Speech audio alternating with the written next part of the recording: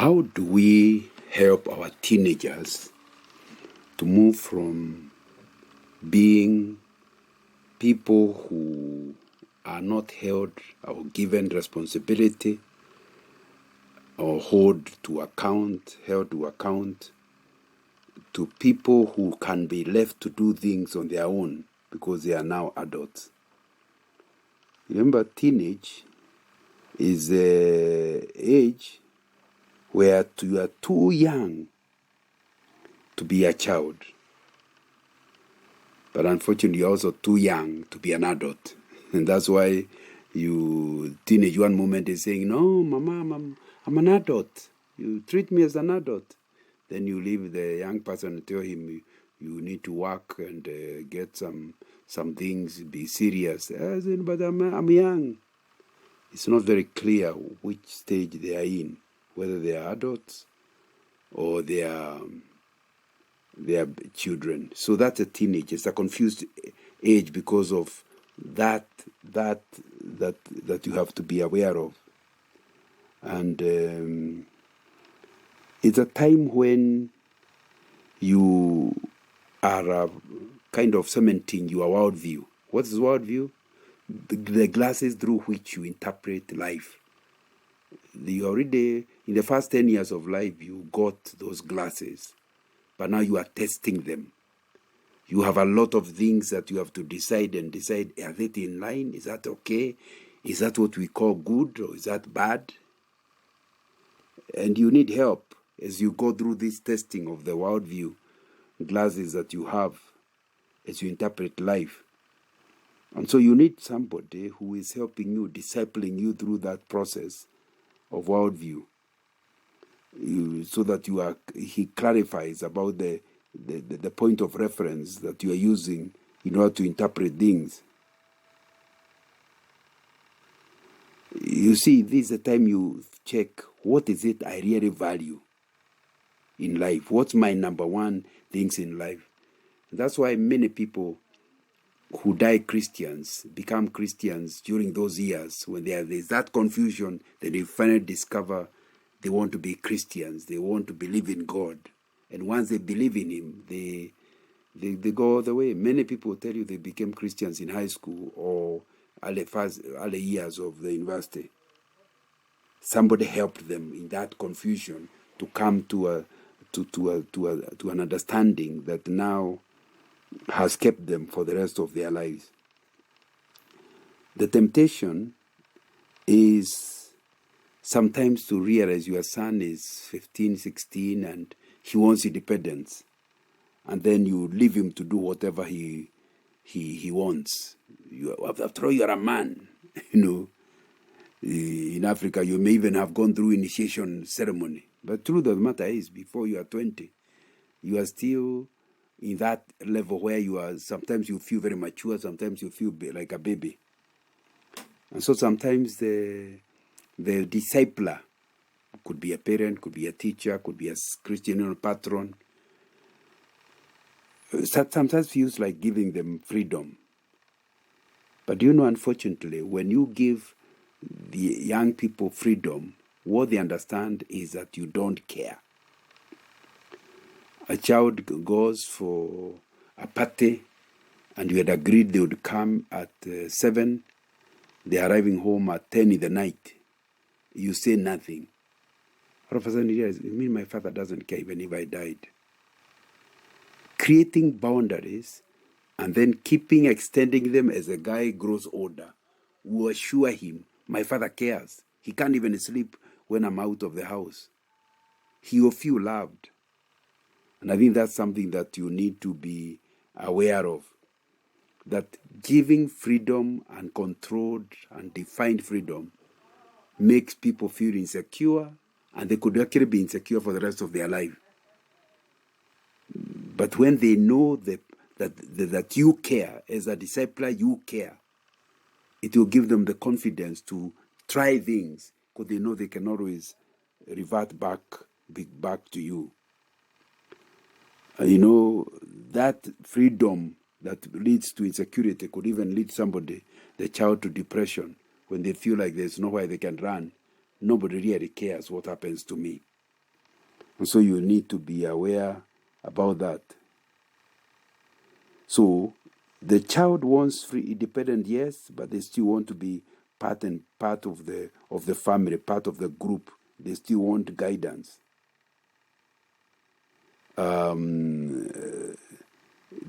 still want to be assured that they can run out and then come back. There is somebody who is with them. And that's why at this age, you have to start balancing out. You know, adults are not required to obey their parents. Once you have set your own home, you are on your own. No parent will be giving you orders. You're on your own. You make decisions about it. It's your money, it's your wife, it's your children. You're on your own. At that point, all you need your father for is advice. All you need the discipler for is advice and consultations.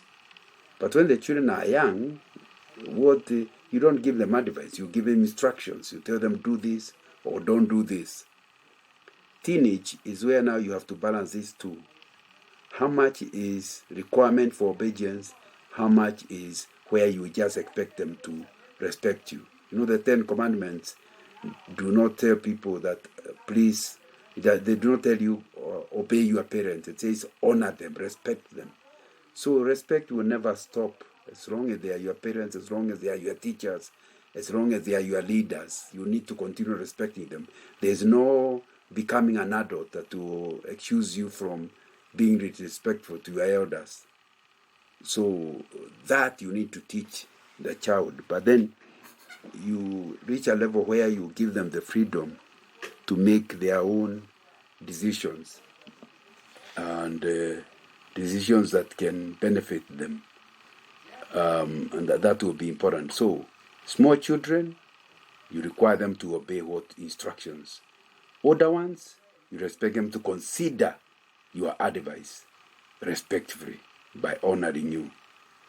So I think I would suggest then that by the time somebody is teenage, the best way of directing them is friendship rather than the parenting of instruction. So as they become adults, seek to be friends. Because if you are friends with your son or with your daughter, they are likely to tell you the things they are going through. I told you they are going through challenges, testing their worldview. They will not feel afraid of telling you the truth. That this girl is interested in me. I don't know what she wants. Who does he ask? Of course, if you are not available, they will go to their peers who may even encourage them. That one wants you to have sex with her. Me, I have had for 10. Of course, it's a lie. But then if the boy believes, he will soon be dealing with a pregnancy. Now, it is important to understand that if you create a friendship with this teenage, then he gets the freedom to tell you, and you can give him advice in time, not to go the wrong direction.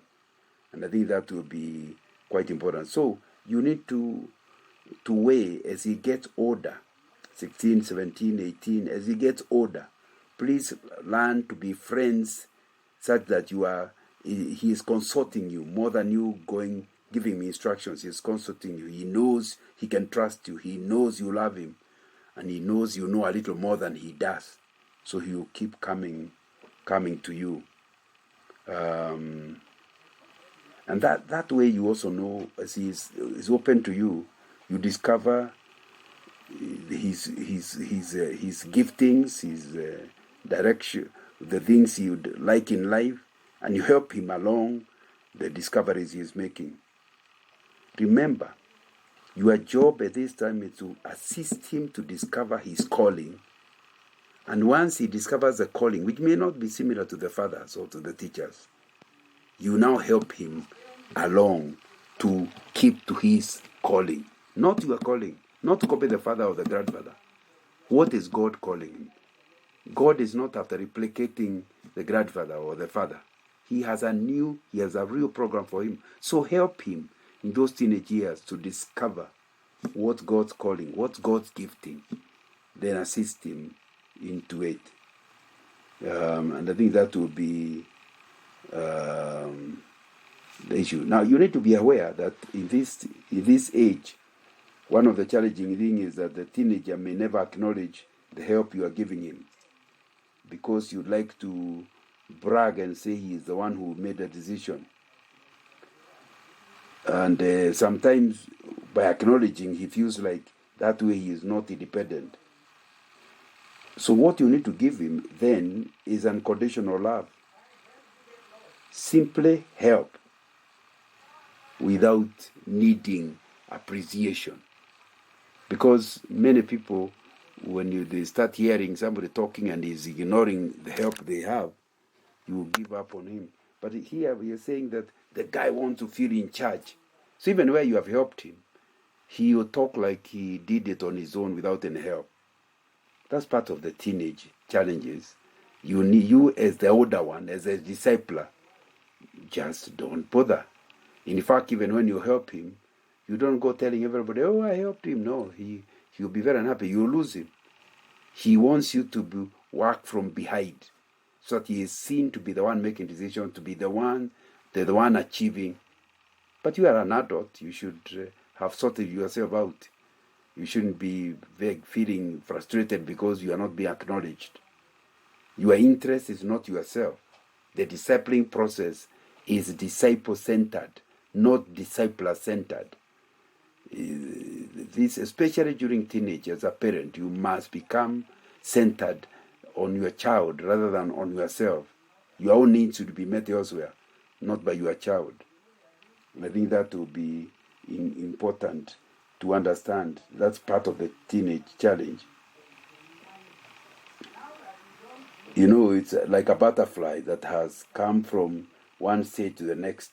You must let the butterfly fly. That's why it's called a butterfly. So, increasingly keep enlarging the boundaries and allow him freedom. Not suddenly, slowly. Don't tell him he can go and come at night and you have never even given him an outing in the afternoon. Let it be a process that will go slowly. And finally, you are sure he can be on his own.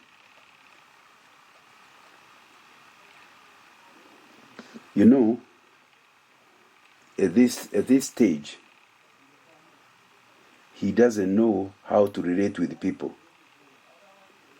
But you can give him advice on this. Please understand, he can succeed in almost anything that God has gifted him on, but let it become his bouncing board. Become like a laboratory where he tests things before he can go into the risky world. Yeah, the family, the discipler is like a laboratory for interpersonal tests, interpersonal skill tests. And that's why how he relates with the father is an example how he relates with leadership and authority.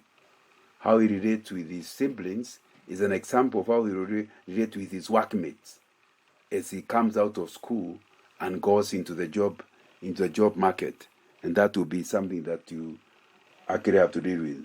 So, assist him, agree to become the laboratory, let him test, let him fail at home, and that way you're able to tell him, instead of coming every time he feels coming to, like a ton of bricks. Once you know he has identified and accepted something has gone wrong, don't rub it in. Just simply help him out of it, and especially to know how to avoid it next time. One of the things you must remember is that teenagers are very rough with one another.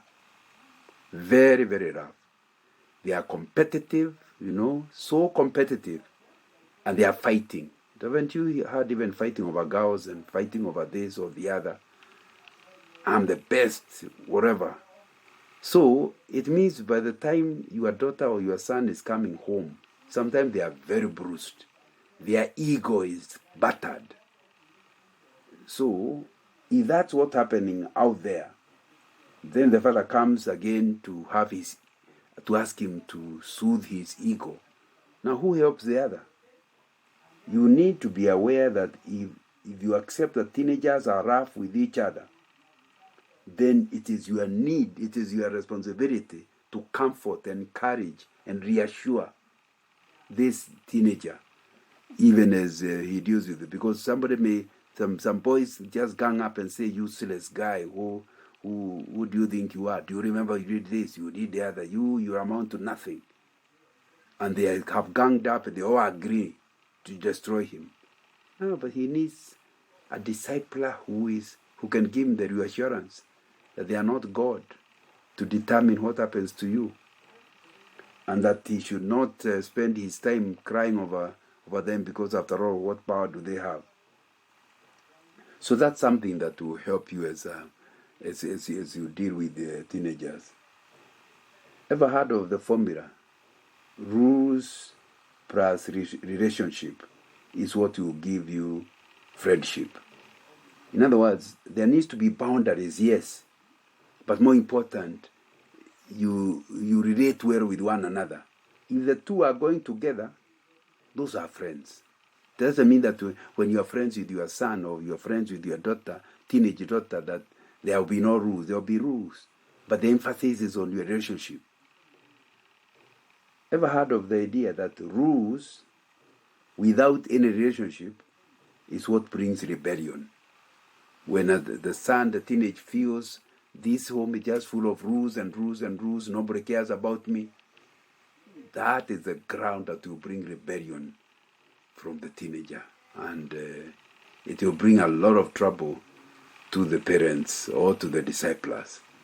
So I think it's important to understand this formula, because as you deal with a teenager, you must assure him that you have a relationship, that you love him, that you care about him, but then tell him, explain that this rule is for this, and the reason for this rule is this.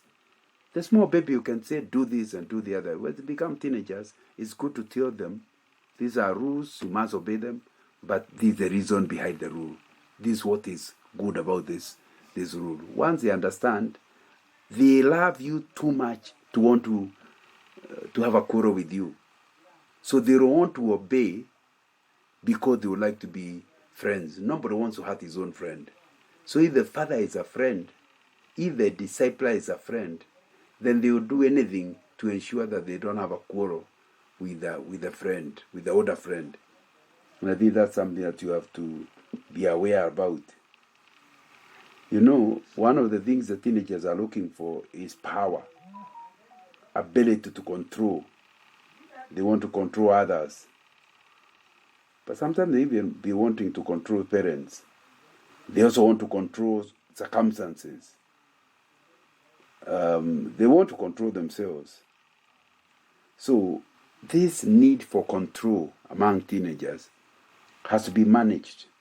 You must allow him a small area to control, but with rules that will be important for his stability. You know, if you give power too early, then you are teaching him not to respect authority. You need, as a teenager, to show him he has power, but not only this far. There must be consequences when he breaks the boundaries. And those consequences need to be in advance. Because he's an adult now, you can tell him, next time you come late, then I will not allow you out for a month. And when it happens, you must keep the full month. That way you are teaching him there are consequences, that actions have consequences. So, because if you allow him freedom and power to be in control too early, you teach him not to respect authority. Unfortunately, if you again refuse somebody who's growing bigger and bigger and treat him like a toddler, you are actually starting to breed rebellion.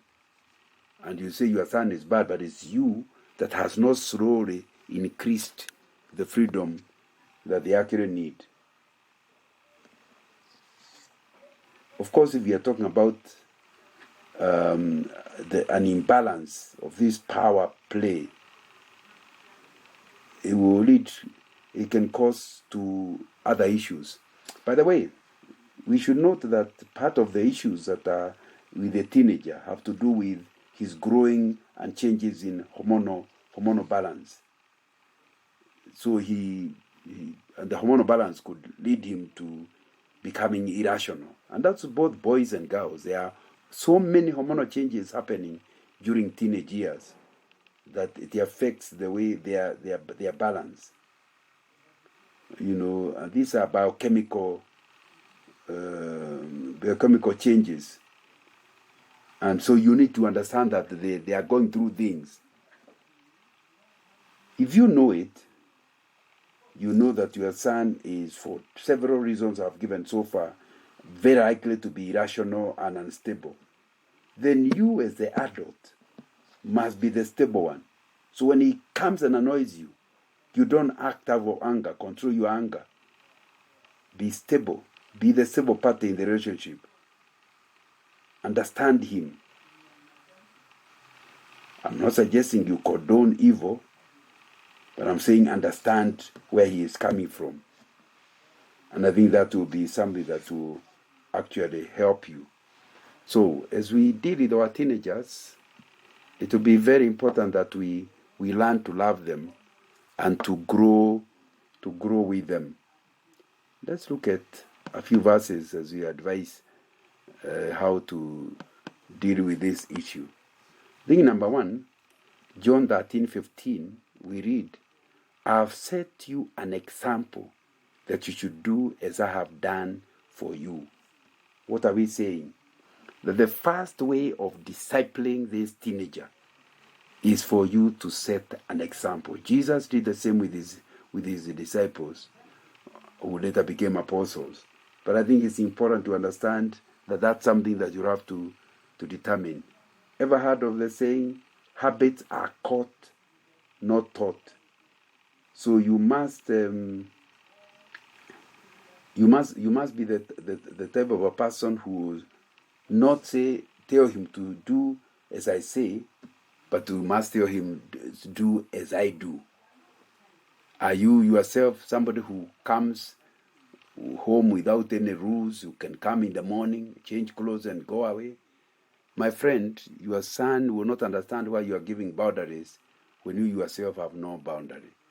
I think it will be important to understand. I still remember when my children younger, wanting to control the use of television. And I realized the only way I can set an example is for me to switch off the television. We agreed we will watch television Friday, Saturday, Sunday. But it means from Monday to Thursday, I had difficulties because I wanted to watch, but they were doing homework, so I decided I better just sacrifice. It's important to understand that if you must sacrifice yourself. You keep reminding yourself, if he's already a teenager, he's out of home within a very short time. So why not survive the 5, 6, 7, 8 years? And then he leaves home. So I think it's an important thing to understand this principle that Jesus used. I have set you an example that you should do as I have done for you. So I think that will be a very important thing. But I think so. The first thing is to set an example. The other one is exposure. Give him a chance, like go for visit. Give him a chance to see things. Exposure, allow him to see things the way they are done, the way decisions are made, the consequences of wrong decisions. Here you are not just setting an example, you are giving him exposure, giving opportunity to experience things. And that will certainly be helping him. And it will be critical. But Luke 9 verse 2 says, and he sent them out to proclaim the kingdom of God and to heal the sick. He has been teaching them. He has been healing the sick. You finally release him. He finally released them on their own, 2 by 2. He released them to go and do exactly what he has been doing in their presence. So what are we learning? Do things together with this person you are discipling, then allow him to do it. For example, if you are teaching him to preach, you go and he just listens to you. The next time you allow him to give a testimony, the next thing you go give the testimony, he gives the main sermon. That is a way of helping him to become what he feels called to do. You do things together, and then you give him a chance to do an experience. Why is it important that you do it together? Because when he does it, you're able to give him feedback of areas that he needs to improve in, because you're there and you are there. And I think that will be something that is important. So, if you have been doing something and you can see he's interested in it, give him a chance to do it when you can give him feedback. And even if he made a mistake, you are still available to help.